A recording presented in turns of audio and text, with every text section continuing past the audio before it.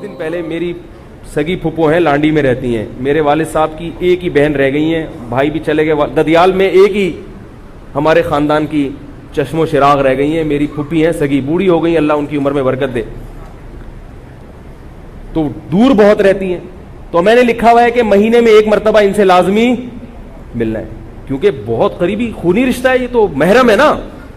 याद रखो, रिश्तेदारी में जो महरम रिश्ते हैं ना, जिनसे आपका पर्दा नहीं है, उनकी वैल्यू शरीयत में बहुत ज्यादा है।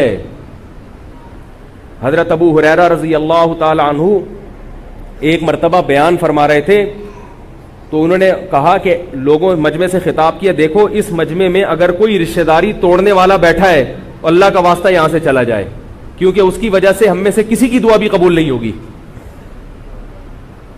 एक शख्स उठा और थोड़ी देर में वापस आगे बैठ गया।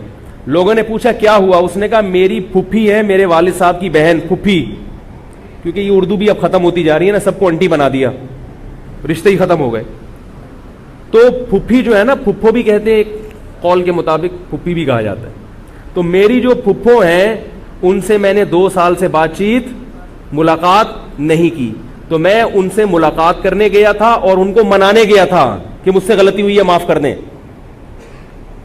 एक बयान का सहाबा पे ही असर होता था, ताबीईन और सहाबा पे। और इतनी अहमियत है इसकी कि रिश्तेदारी तोड़ने वाला, उसकी नहूसत ऐसी पड़ती है कि उसकी वजह से उस मजमे में बाज इम्कान होता है कि बाकियों की दुआएं भी रद्द कर दी जाएं। समझ में आ रही है बात कि नहीं आ रही? तो मैंने जब ये रिवायत पढ़ी तो मैंने ये शेड्यूल बना लिया। मैंने कहा भाई डायरी में लिख लो, जमीन आसमान इधर से हो जाए, मुलाकात के लिए जाना है। हालांकि वो बेचारी इतनी माजूर सी हो गई है कि वो पहचानने में भी काफी टाइम लगाती है, लेकिन हमने तो अपनी जिम्मेदारी पूरी करनी। तो अब हमने क्या किया, हमने कहा जब हम जा रहे हैं तो पूरी प्लाटून को लेके जाए। क्या ख्याल है? बच्चों को भी तो जरूरी है ना कि आप अपने बड़ों से मिलाते रहें, बच्चों को एहसास रहे। पूरी प्लाटून हमने गाड़ी में डाली। अब देखने वाला समझेगा टाइम जाया कर रहे हैं मौलवी साहब, ओ शाह फैसल कॉलोनी से आगे मलिर लांडी की तरफ जा रहे हैं और गाड़ी चलाते हुए, या वो गाड़ी मैंने किसी से ले ली थी, मैं जा रहा हूँ और चलाते हुए जा रहे हैं। और जाहिर है बच्चे जब साथ में होंगे तो फिर उनको कुछ रास्ते से रोक के कुछ खिलाना भी पड़ेगा। रिश्वत दिए बगैर आज के बच्चे मानते नहीं है। फिर खाने का भी, फिर हमने कहा वहां जाके हम उन पे बोझ बने कि वो बेचारी खाना पकाएं, तो वो पहले से उनके लिए कुछ ले जाओ। क्या ख्याल है भाई?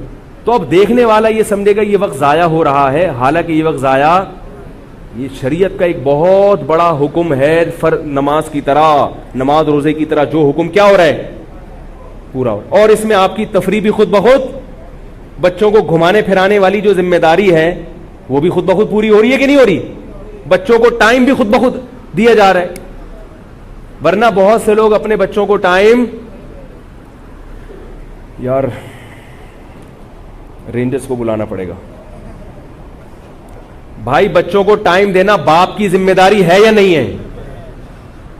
एक एक चीज ऐसी है कि उस पर आदमी जो है ना एक घंटा बोले, क्योंकि बहुत से लोग अपने बच्चों को टाइम नहीं दे रहे, उनके पास टाइम ही नहीं होता। कह रहे हम ऑफिस के कहां से टाइम, बस 2-4 दफा आए बच्चों को निकल लिए वहां से।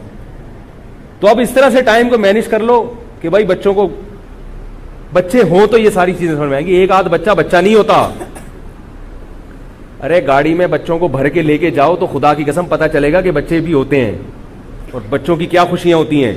एक बच्चा वो उधर बिठाया हुआ पिछली सीट पे, एक गोद में बिठाया हुआ, टोटल खानदान कंप्लीट हो गया। ऐसा नहीं होता, इसमें मजा नहीं है।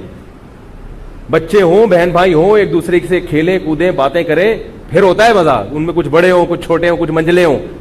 अब तो मंजिले बड़े और छोटे का तस्वुर ही खत्म होता जा रहा है। तो जब ये काम होगा तो तफरी भी हो गई आपकी, बच्चों को टाइम भी दे दिया। उसी दौरान आप बच्चों से नज़में सुन लें, कारी साहब माशाल्लाह बच्चों को पढ़ाते हैं, तो मैंने वो कुल वल्लाह सुन ली उनसे दरमियान में, तो ये सारे काम हो गए और सिला रहमी भी हो गई। क्या ख्याल है? तो ये जो टाइम को बॉन्ड करना है, इसका मतलब ये नहीं है कि सारा दिन लैपटॉप बैठ के ऑफिस के काम में लगे रहो। इसमें बीवी को भी टाइम देना दाखिल है। बीवी को टाइम देने का मतलब ये नहीं है कि रात आए और सो गए उसके साथ फौरन। टाइम का मतलब उससे थोड़ी देर बैठ के कुछ गपशप। भाई ये जिम्मेदारी है। औरतों की शिकायतें आती हैं कि मियाँ 6-6 महीने हो गए कभी बात नहीं की है उसने घर आके। आते हैं घर बैठ के, कभी नेट खोल के बैठ जाएगा, कभी लैपटॉप खोल के बैठ जाएगा, और बेगम बात करेगी तो फौरन जो है ना वो मेरे पास टाइम नहीं है। तो शादी करने की जरूरत क्या थी आपको अगर आपके पास टाइम नहीं था? तो घर में भी टाइम देना है, बच्चों को भी वक्त देना है, ये भी शेड्यूल में दाखिल है।